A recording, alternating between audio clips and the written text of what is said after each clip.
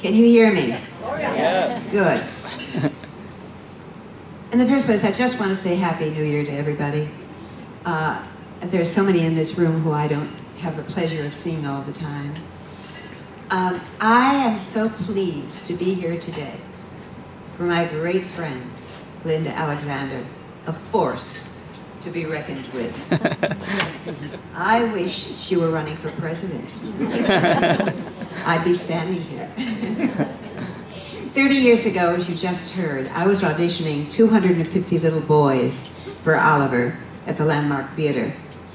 And on stage walks this little blonde cherub, looking very much like Linda, I found.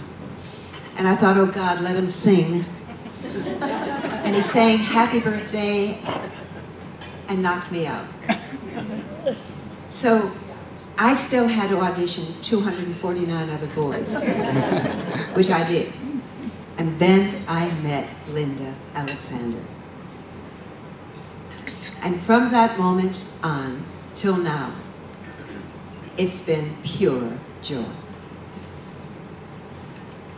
And a family. What a family. Dr. Steve, her husband, sitting next to her, brilliant and beautiful, keeps us sane and on track. Keith, our amazing Oliver, is now a dentist in Buffalo, and he has a daughter as talented as he is. And Eric, his brother, also at the table, is a doctor in San Francisco, married to the apple of his eye, sitting next to her. And yes, her name is Apple, and she is one of the most gorgeous people I know. And the last is Karen, who's expecting a daughter any minute, and we all have our bags packed.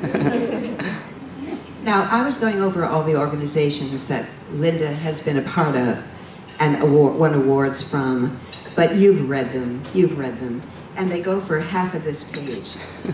So instead, I'm going to say that what Linda brought and learned from the organizations she served is profound. Her work ethic is to better herself constantly. And to this end, as you all know, each job she takes is harder, heavier than the last one, like Mother Courage, just occurred to me. And she takes it all to a better place, and she does take us with her.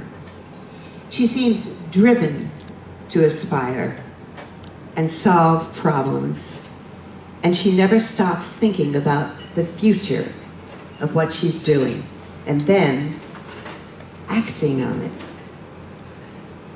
And now something a little bit more private, things that you may or may not know.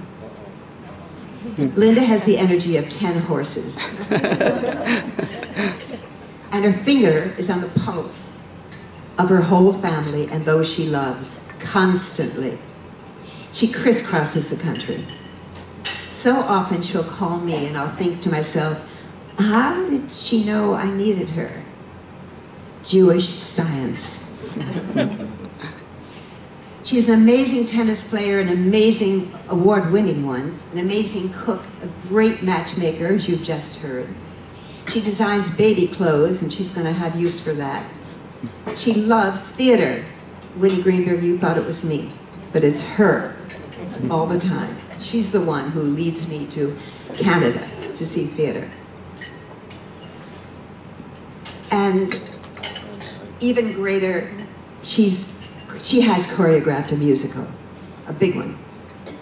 She's the best math tutor I have ever known, and that's quick math. She actually trained a nephew of mine on the plane one day coming home to Syracuse, who's not too bright. And he got it. He got it.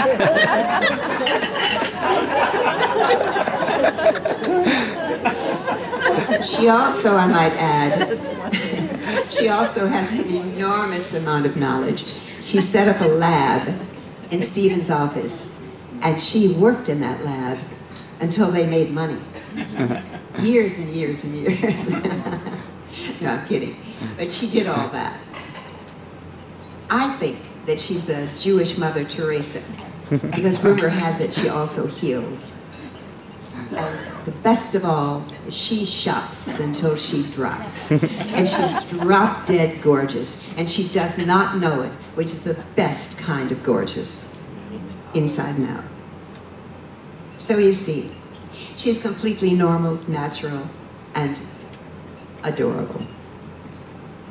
Finally, when this council presented its prestigious award for nominee for the Hannah Solomon Award for 2011, one just looks back at that list of women, some of them who were standing just before, and so respected and knowledgeable, icons really, that we can all learn from and draw from.